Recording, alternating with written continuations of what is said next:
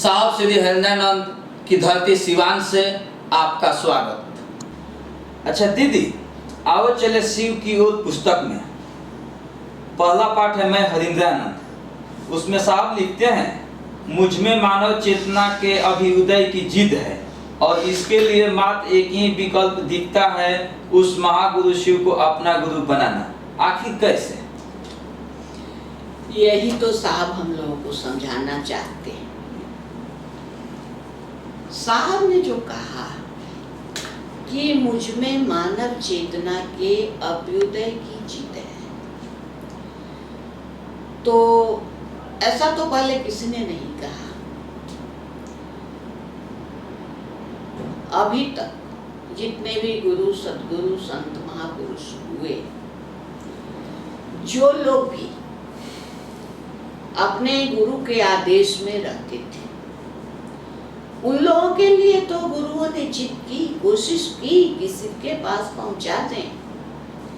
लेकिन अभी जो हम आप कह रहे हैं कि ये शिव आप मेरे गुरु हैं, तो हम आप चाहे किसी लायक हैं या न हैं, लेकिन साहब के मन में हमारे आप जैसे साधारण आम जनता के लिए भी ये भावना आई। साहब ने कहा है कि मुझ में मानव चेतना के अभ्युदय की जिद है। इच्छा नहीं, जिद। तो सबसे पहले तो हम लोग समझेंगे ये मानव चेतना क्या है। मानव माने समझ ही रहे हैं। चेतना को समझिए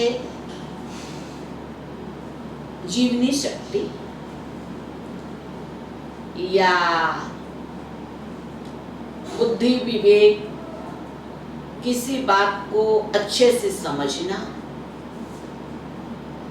उचित अनुचित का भेद करना, बहुत सारे इसके अर्थ हैं। जैसे हम आप साधारण बोलचाल की भाषा में गांव देहात में भी कहते हैं कि मनुष्य एक चेतन प्राणी है। तो यहाँ केवल जिंदा या जीवित से ही मतलब नहीं है। मानव चेतना, पशु भी तो जिंदा है, लेकिन पशु को तो हम आप नहीं कर सकते हैं चेतन। वो भी तो सारे क्रियाकलाप करता है, लेकिन हम आप देखते हैं जानवर नहीं पहचानता है कौन मेरे मालिक का खेत है। वो तो गैर के खेत में भी मुंह डाल देता है और डंडी खाता है, उसको ये चेतना नहीं। यानी शुद्ध बुद्धि कहिए या जागृत बुद्धि कहिए या परिष्कृत बुद्धि कहिए, विवेक कहिए, उचित अनुचित का ज्ञान कहिए, यही सब बातों से, इन्हीं सब बातों से चेतना का तात्पर्य है। तो ये तो मानव के अंदर है। साहब कह रहे हैं मुझ में मानव चेतना के अभ्युदय की जिद है। तो मानव चेतना तो हम आप समझ लीजिए। अब अभ्युदय समझे। अभ्युदय को कहते हैं उत्थान। अभ्युदय माने उत्थान। सरल से सरल भाषा में समझिए, तरक्की। वे पढ़े लिखे लोग भी जिसको बोल लेते हैं प्रोग्रेस, वही तो उत्थान, तरक्की, प्रोग्रेस।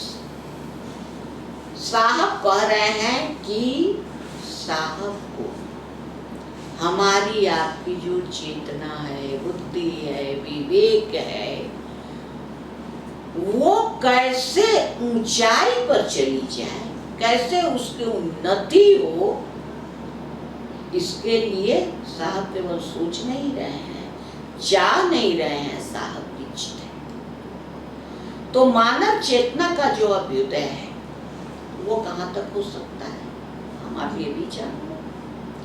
मानव चेतना का सर्वोच्च अभ्युदय, सबसे ऊंची मंजिल, सबसे ऊंची चढ़ाई यही है कि हम आप शिव हो जाएं, शिव की तरह हो जाएं। यदि मानव चेतना का अभ्युदय होगा, उसकी उन्नति होगी, तो सबसे ज्यादा उन्नति, सबसे ऊंची मंजिल यही है कि उसकी चेतना, उसकी बुद्धि, विवेक, सोच शिव जैसी हो जाए।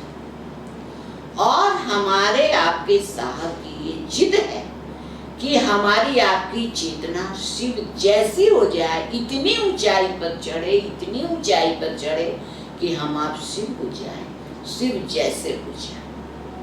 अब प्रश्न उठता है कि ये होगा कैसे? साहब की तो जिद है, तो साहब की जिद है तो साहब इस पर सोचे भी तो होंगे कि ये होगा कैसे।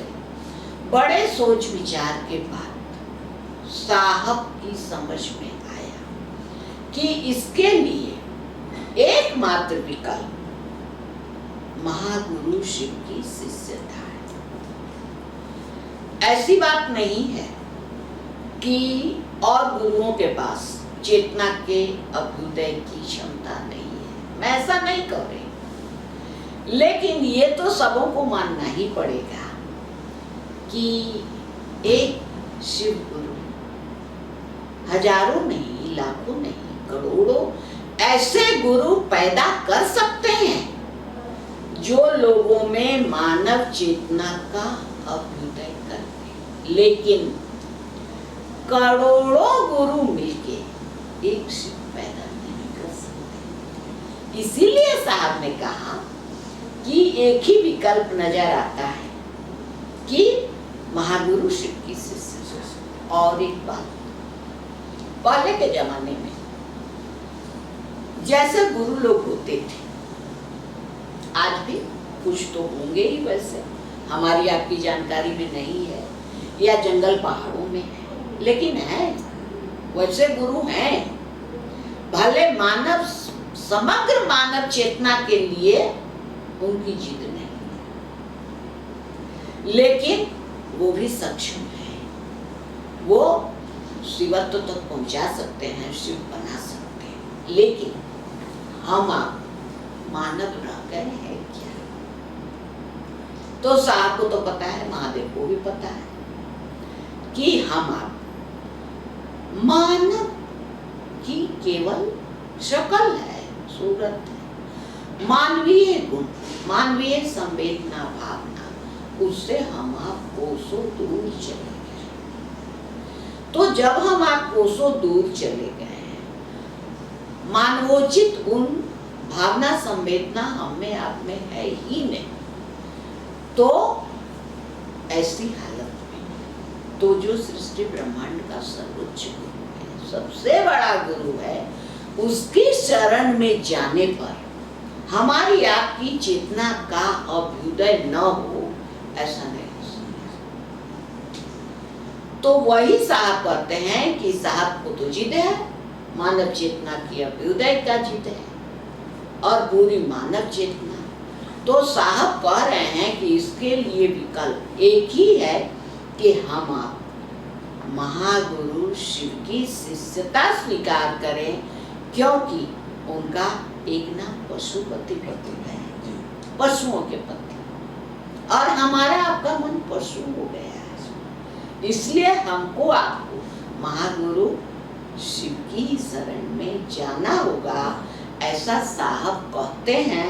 हम आप भी समझ रहे हैं, ये कहने का ये तात्पर्य बिल्कुल नहीं है कि और गुरुओं के पास ये शक्ति नहीं है कि वो चेतना का अभ्युदय कर सके, कर सकते हैं, लेकिन हम आप वैसे नहीं रह गए, इसीलिए साहब ने ऐसा कहा। ठीक।